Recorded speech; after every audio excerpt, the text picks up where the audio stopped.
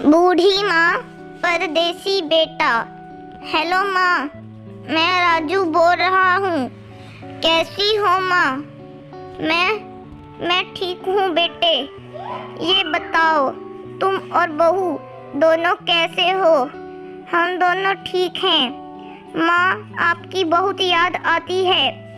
अच्छा सुनो माँ, मैं अगले महीने इंडिया आ रहा हूँ तुम्हें लेने। क्या?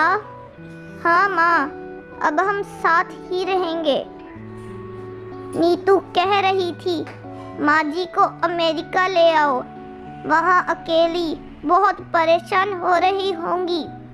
हेलो, सुन रही हो माँ? हाँ हाँ बेटे। बूढ़ी आंखों से खुशी की अश्रुधारा बह निकली। बेटे और बहू का प्यार नस नस में दौड़ने लगा। जीवन के 70 साल गुजार चुकी सावित्री ने जल्दी से अपने पल्लू से आंसू पोंछे और बेटे से बात करने लगी। पूरे 2 साल बाद बेटा घर आ रहा था। बूढ़ी सावित्री ने मोहल्ले भर में दौड़ दौड़ कर ये खबर सबको सुना दी। सभी खुश थे कि चलो बूढ़ापा चैन से बेटे और बहू के साथ गुजर जाएगा। राजू अकेला आया था। उसने कहा कि माँ, हमें जल्दी ही वापस जाना है, इसलिए जो भी रुपया पैसा किसी से लेना है वो लेकर रख लो, और तब तक मैं किसी प्रॉपर्टी डीलर से मकान की बात करता हूँ। मकान? माँ ने पूछा। हाँ माँ, अब ये मकान बेचना पड़ेगा, वरना कौन इसकी देखभाल करेगा? हम सब तो अब अमेरिका में ही रहेंगे। बूढ़ी आंखों ने मकान के कोने कोने को ऐसे निहारा जैसे किसी अबोध बच्चे को सहला रही हों। आनन फानन और औने फोने दाम में राजू ने मकान बेच दिया। सावित्री देवी ने वो जरूरी सामान समेटा जिससे उनको बहुत ज़्यादा लगाव था। राजू टैक्सी मंगवा चुका था। एयरपोर्ट पहुंचकर राजू ने कहा, माँ तुम यहाँ बैठो, मैं अंदर जाकर सामान की जांच और बोर्डिंग और वीज़ा का काम निपटा लेता हूँ। ठीक है बेटे। सावित्री देवी वही पास की बेंच पर बैठ गई। काफी समय बीत चुका था। बाहर बैठी सावित्री देवी बार बार उस दरवाजे की तरफ देख रही थी जिसमें राजू गया था, लेकिन अभी तक बाहर नहीं आया।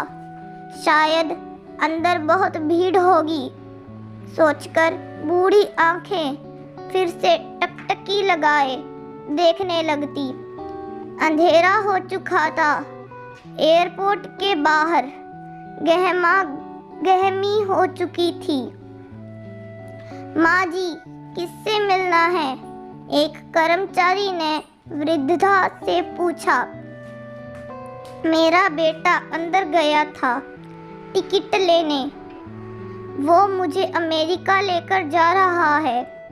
सावित्री देवी ने घबराकर कहा। लेकिन अंदर तो कोई पैसेंजर नहीं है। अमेरिका जाने वाली फ्लाइट तो दोपहर में ही चली गई। क्या नाम था आपके बेटे का? कर्मचारी ने सवाल किया।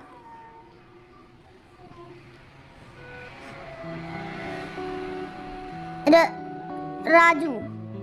सावित्री के चेहरे पे चिंता की लकीरें उभर आईं। कर्मचारी अंदर गया और कुछ देर बाद बाहर आकर बोला, माँ जी, आपका बेटा राजू तो अमेरिका जाने वाली फ्लाइट से कब का जा चुका है। क्या? वृद्धा की आंखों से आंसुओं का सैलाब फूट पड़ा। बूढ़ी माँ का रोम रोम कांप उठा। किसी तरह वापस घर पहुंचे जो अब बिक चुका था। रात में घर के बाहर चबूतरे पर ही सो गई। सुबह हुई तो दयालु मकान मालिक ने एक कमरा रहने को दे दिया। पति की पेंशन से घर का किराया और खाने का काम चलने लगा। समय गुजरने लगा। एक दिन मकान मालिक ने वृद्धा से पूछा, माँ जी, क्यों नहीं आप अपने किसी रिश्तेदार के यहाँ चली जाएं?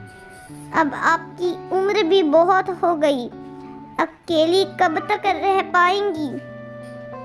हाँ, चली तो जाऊं, लेकिन कल को मेरा बेटा आया तो यहाँ फिर कौन उसका ख्याल रखेगा? आंखों से आंसू आने लग गए दोस्तों। विनती, माँ बाप का दिल कभी मत दुखाना। शिक्षा, माँ तो माँ होती है।